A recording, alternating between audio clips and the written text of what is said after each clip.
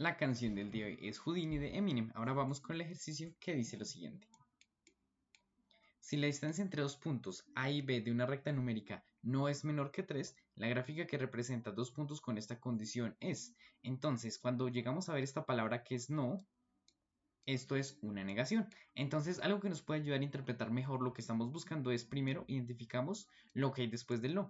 Entonces, estamos buscando una distancia que sea menor que 3. Recuerden que la distancia siempre es 0 o positiva. Entonces, una distancia menor que 3 vendría a ser 0, 1 o 2. ¿Listo? Y lo que hace la palabra no es justamente tomar lo contrario de esto. Entonces, si solo podríamos tomar los números 0, 1 y 2, entonces la negación de esto es tomar 3, 4, 5 y de ahí en adelante. ¿Listo? Entonces tendremos que buscar que la distancia entre los puntos A y B sea 3, 4, 5 y de ahí en adelante. Entonces veamos, por ejemplo, qué pasa con la opción D. Entonces, ¿cuál es la distancia que hay de B hasta A? 2. Entonces, no nos sirve porque esa distancia no es menor que 3. Entonces, no nos sirve esta opción. Listo, vamos con esta. ¿Cuál es la distancia entre los puntos A y B? 1. Tampoco nos sirve.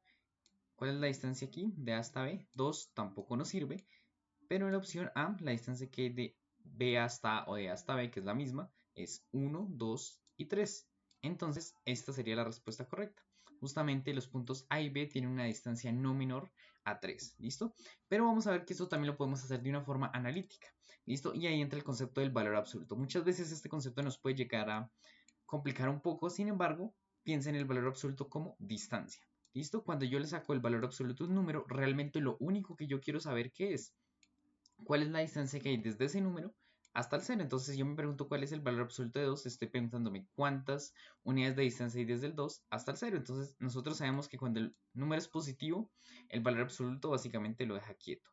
Entonces esto lo que quiere decir es que la distancia que hay desde 2 hasta el 0 es 2 y justamente 1 y 2. Ahora, ¿qué pasa con un valor negativo? Por ejemplo, el valor absoluto de menos 4. El valor absoluto de menos 4 es 4, ¿listo? Recordemos que cuando el número es negativo simplemente le cambia el signo y lo vuelve positivo.